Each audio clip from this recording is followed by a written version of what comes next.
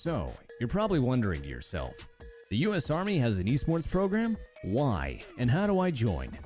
The U.S. Army eSports program is a recruiting outreach tool to help the Army connect with the fast-growing eSports audience. 60% of Americans play video games daily. Video games are a way for players to connect with each other, build teamwork, and hone in problem-solving skills. Translatable skills in today's Army. Aside from recruiting, the U.S. Army eSports program is comprised of soldiers that share the same passion for video games and eSports just as everyone else in the world. For some, it's a way to unwind. For others, it's a way to compete, come out on top, and show they have skills superior to others. And that is where competition comes in. So, how do you get started? Well, it all starts on our verified Discord server, discord.gg/US Army eSports. It's open for anyone to jump in and play in our ever-growing community. In this community, there are some key games that are built around a competitive structure. Managers of these games assess talent through community play, tournaments, and formal tryouts. Those that rise to the top have the opportunity to represent the U.S. Army eSports team abroad at tournaments and conventions. While not all games are based out of Fort Knox, great opportunities still exist to compete under the U.S. Army eSports team while at large. Keep in mind, official team slots are currently open to active duty and Army Reserve soldiers only. So, now that you got the rundown, guess we'll see you online. Do you have what it takes? Good luck.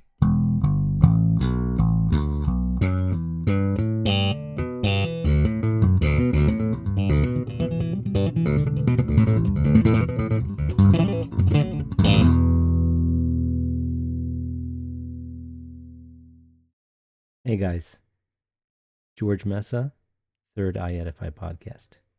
And much like the previous episode, this short is another digression from the music mini-series that I'm doing, and I apologize for that.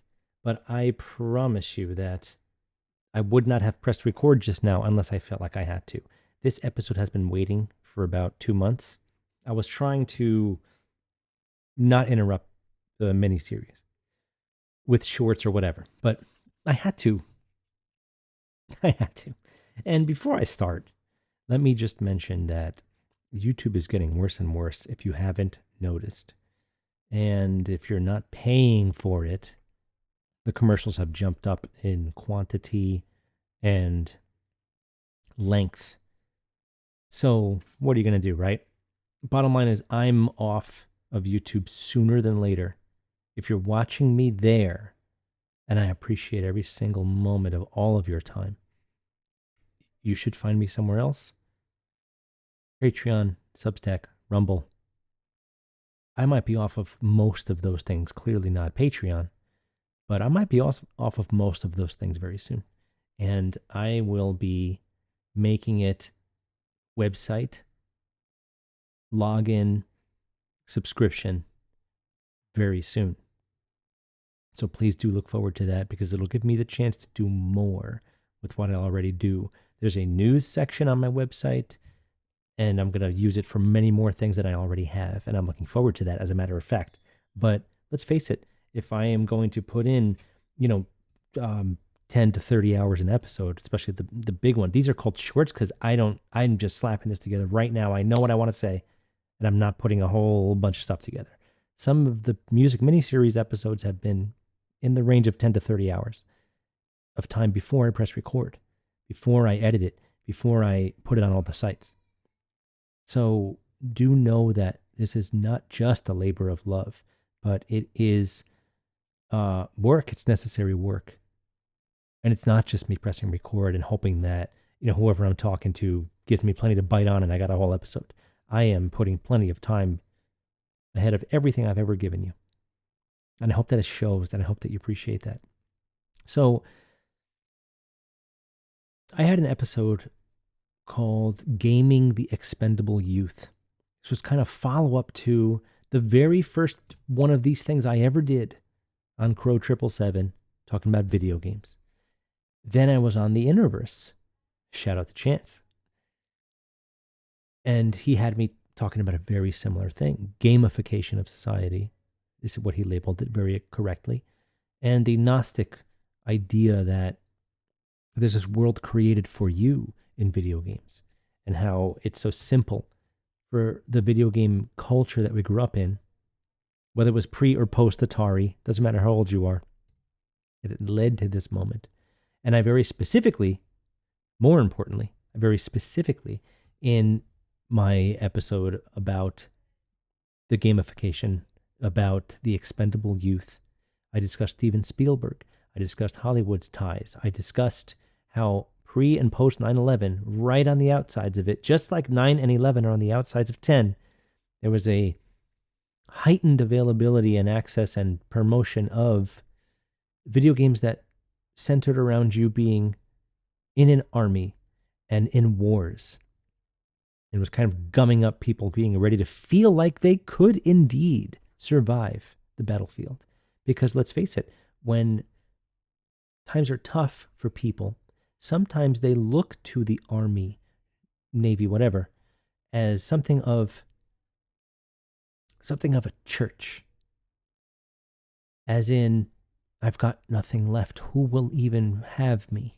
How can I feel like I'm contributing? How can I gamble with my life? And if I don't die, I could be set for life, even though we find out, as I did an episode on veterans and how they are mistreated by their everything after they serve. It's gambling. And you're not fighting for just causes. This is what's so unfortunate. They're amazing people. And a lot of people leave with incredible skills. However, the modern kid has been very easily tricked into giving themselves to this. When you know the bloodshed is just going towards people who would never, ever consider doing it or letting any of their children do it.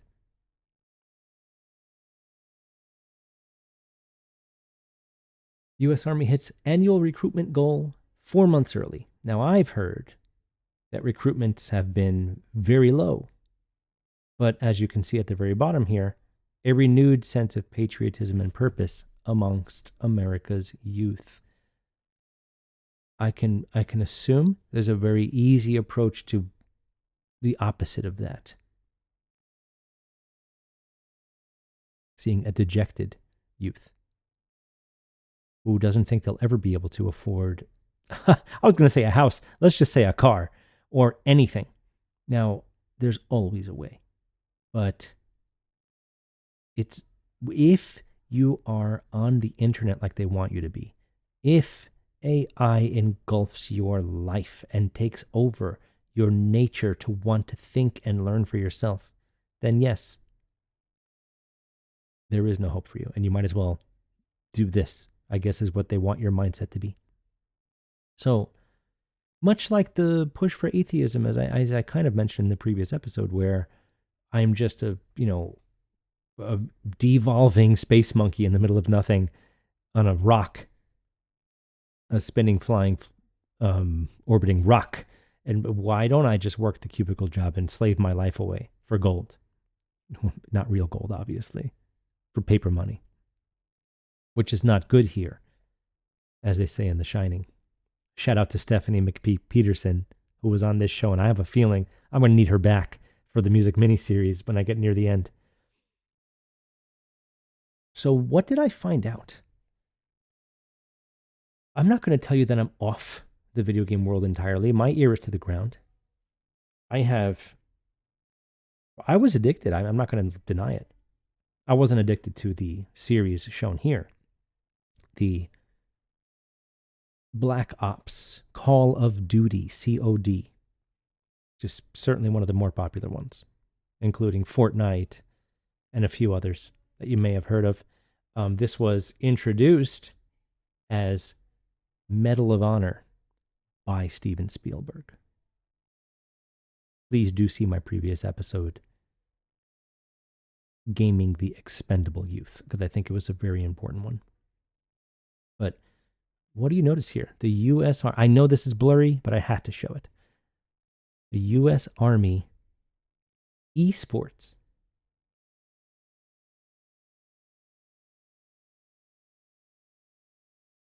Believe it or not, U.S. Army eSports. It's quite incredible, I must say. And I think that it comes with, well, it comes with a lot of baggage. But think about this now. I was watching my friend Spiro, who has been a guest on this show. A lot of shout outs today. He is a world-class Tekken player. Tekken being a video game, a competitive fighting game, which happened to be a hobby of mine for the past 30 years. It's the one game that's always stuck with me, other than, let's say, Doom. If you've been watching the show, you know I like Doom. And now I'm keeping track on it to see where it goes, because things are getting nasty in the video game world, basically turning into subscription services. And games are claiming to have 3 million players. They don't say they have 3 million sales anymore, 3 million units. No, there are people just paying for subscriptions that get to play it, and they don't have to own it or buy it or anything. You know that's where this is going, and the Switch 2 coming out is definitely going to help promote that big time. So almost did an episode on that too. So here's my point. I was watching my friend play an esport on Twitch. This is where you watch games get streamed, and lots of other nefarious things I hear, which is unfortunate. Plenty of ads, whatever. My friend, who I talk to occasionally, who I grew up with in high school, who, I don't live anywhere near him anymore, happens to be there. And he's saying, hey, I'm watching my friend Spiro. I'm watching our man Spiro. I'm watching this other guy. I'm at the event. I'm like, oh, cool. I think it was in Las Vegas. And it was not Evo, which is the big one every year in July in Las Vegas. And then the commercials come on, and I see a commercial for this. Now, I had the logo ready, and I guess I didn't catch it. I blew it. But U.S. Army eSports. It's not new, by the way. Nothing I ever report is new. Everything's always been happening forever at this point, really. But now they're taking it real serious. And it happens to be home base is located in Fort Knox, Kentucky, which is not far from me. Maybe it's time to visit Fort Knox, I might do a whole episode on that. I might go there. That'd be really cool. Let me know if you'd like me to go to Fort Knox and do an on-the-site episode. I would really like that. I'm not asking for funding. I just want to see if you want me to do it. The most interaction I can get out of you, my fans, is what helps this thing keep going and growing. So it's been a thing. U.S. Army eSports has been a thing. eSports, electronic sports, right? Sports Center has even put it in their top 10 once in a while. I remember Guilty Gear. Somebody had a Guilty Gear match, and it's first to 3, right? Somebody won 2 against an amazingly well-regarded player in this game, Guilty Gear from Japan. And he got up and started celebrating when he only won 2 out of 3. He didn't win the 3rd yet. So the other guy, round 4, fight, whatever. And the guy does all his health is gone in one shot. And he was up celebrating long enough for this guy to beat him. So that was on Sports Center. Top 10 once. I assure you, go look it up. Guilty Gear Sports Center. Guarantee. Yeah, you'll find it. So my point is, it's not old. But now I see an advertisement as I'm watching my friend play Tekken. This is new. The advertisement was not for the Army. It was for the U.S. Army eSports. This is exactly what I talked about on Crow. I said, have you seen these Army advertisements lately? First of all, they're using the headsets from Microsoft and Sony to do all kinds of stuff, which is, you want advantages. And virtual reality headsets can give you advantages in certain respects, but you also might need night vision goggles and stuff too. Maybe they do that. I don't know. But I'd said then, these advertisements, they show, face, 4, showing different roles, looking like a character select screen in a video game. It is modeled for and candid to. You have to appeal to people that are playing video games so they can become people that want to enroll in the Army eventually. This is like putting the tobacco advertisements at eye level for kids. It's the same exact thing, and it's pretty messed up no matter how you feel about all this. You're really starting to guide the witness, so to speak. And it's relatively frustrating. And I know, and I was supposed to be this person, as I've said in my book, as I've said many times on this show, in my book, World War U, I have certainly said that. Available now, right where you'd expect all books to be. Check my website for links and my show notes as well. So I mentioned these things. I talk about how they, from birth, especially if you're looking at screens, they're going to get you to think that certain things are okay. And if you're very good at video games like I am, not tooting a horn, I'm good at them. And that doesn't make me good. I missed out on so many things in life because I spent so much time with video games. I want you to know that I understand this. And I'm doing my best to make up for lost time now. Trust me. I've talked about the positives too, by the way. Not important. So many games. After Doom came out in 93, the shooter genre started to get more and more popular.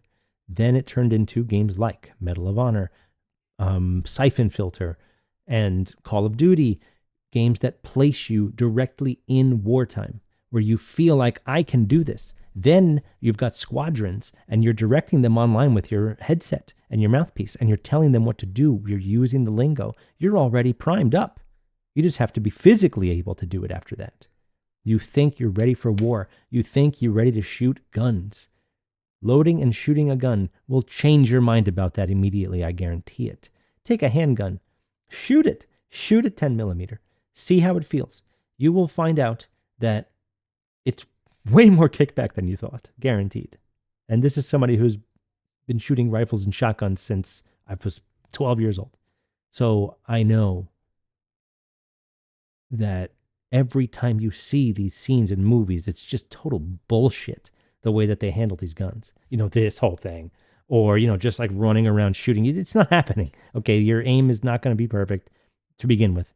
And the kickback won't allow you to be doing the things you're doing. Schwarzenegger on a bike in Terminator 2 flipping the shotgun around, maybe he can do it, okay? But other than that, he's the kind of dude that can wield a broadsword, for example, right? Not for everybody.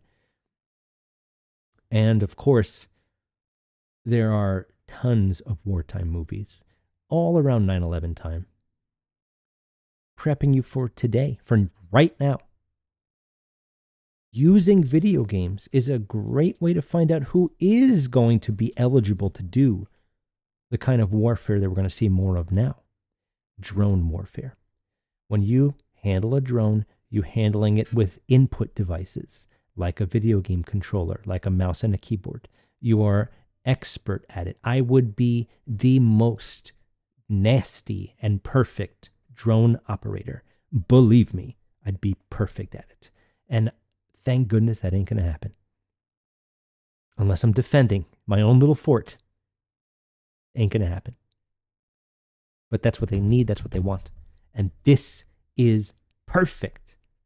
You're great at the games? Why don't you join the U.S. Army eSports team? I'm not asking you to join the Army. Just join our eSports team. You're like, oh, yeah, that's actually a fantastic idea. So, and this is what it's like. These are set up at video game tournaments now. That's how they're doing it. Wanted, yes, indeed. Wanted. And I suggest you go check out the trailer because it's kind of cringy. I don't even use that word very often, but it's pretty cringy. I thought it was pretty poorly done. But it doesn't matter. They have successfully molded minds, again, to think that you are ready for war now. Not post-training or anything. No training. You might not need the physical attributes of the traditional soldier. Think about that. The best and the brightest at their games. Just like the last Starfighter, where they picked, the aliens came and chose the dude who had the highest score in this like Starfighter game. Go check it out. Again, mentioned in that Crow episode too. Zerg, something about Zerg. And they, based on his performance in an arcade game, he had the highest score ever, and then whoop, suddenly they picked him up. because the arcade was sending out a signal like, hey, I found the best player. They needed him to pilot.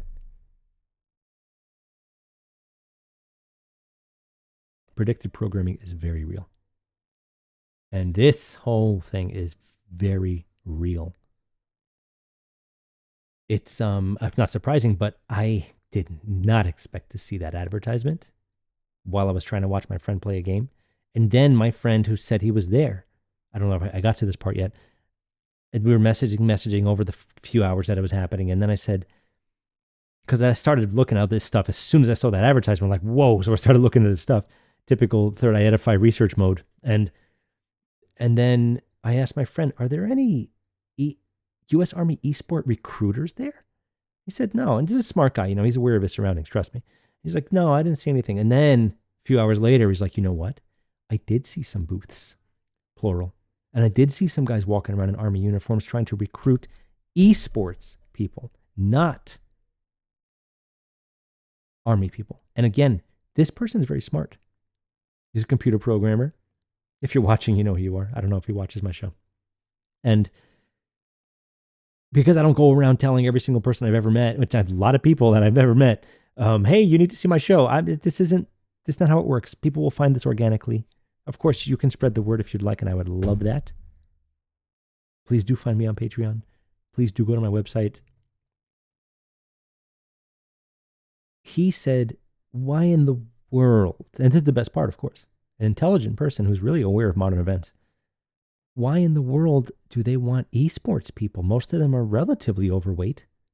And a lot of them really aren't, actually, by the way. The way it is now, you've got things like Red Bull, you got Bud Light. People are advertising and putting their names on people just like the race car drivers put the different logos of the different companies that sponsor them. It's not just that you have a team that sponsors you. You have products on your jersey that you wear. Nothing's different. It's exactly what you're thinking. That's where it's gone now. It's that far. Trust me. We already have established through this show and others that video games have already taken over movies and music combined. Blow them out of the freaking water.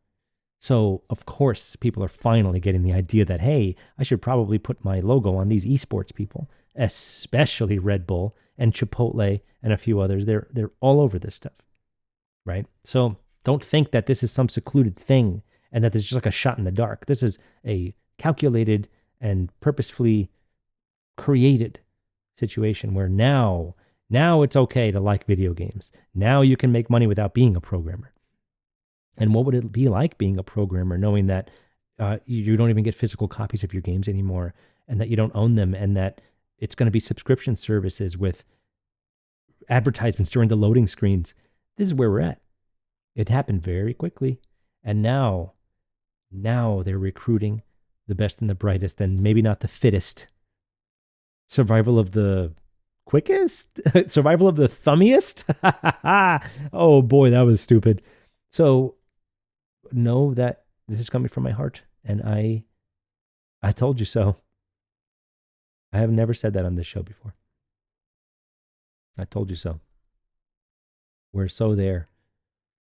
And they want killers. Well, we need that, right? Right? You know how many people I've killed in video games? It's awful. And I discussed it in the Expendable Youth episode, Gaming's Expendable Youth episode. Along with very detailed descriptions of the companies and the money that goes towards them and where the money comes from. It's crazy, and I know that the final part of this that helps you see it more clearly, the gamification of games, how there are certain games where single player mode, not playing online, you are still required to have an account with the main company who developed the game, and you have to log in order to play the one-player game that no one even knows what's going on. You're just playing by yourself. You still have to log in. It's still monitoring you. You want to see some of the largest user agreements you've ever seen? Look at video games. They're humongous and probably the least read ones. Every single stat you create while you play these games, every time, if you get a lot of headshots when you're shooting, if you don't take a lot of damage and are able to cover yourself well and are very aware of what's going on, if you do use the headsets, they're grabbing your voice constantly. They're seeing that you played 8 hours a day. They can tell you about yourself. Just like how when you discuss something with somebody and suddenly there's an advertisement on your phone. It's there. It's now. It's been now, but now it's now. And there's no now like now. So prepare for what's next. It's so funny how you don't want, let's say you have a kid who is of age to be drafted. You don't want that. But you also would rather it be that they're manning a drone and they're sitting in a comfy office, right? So they're going to Trojan horse the shit out of that too. Like, oh, it's no battlefield. No. Put him behind a screen like he always is. We already know how long he does it. Might as well have him do it for us. Prepare. And don't be surprised if it gets crazier. The music miniseries is still happening. Strauss and Mahler will be next. And Mahler's wife, whose last name was Schindler before they met. Interesting. Boy, there's a lot to talk about, and I can't wait to share it with you guys. I hope you enjoyed. And I hope you learned something. If you didn't, then I hope that you were shown how far this has gone. And, just keep your wits about you. Thank you so much, guys. I'll talk to you soon.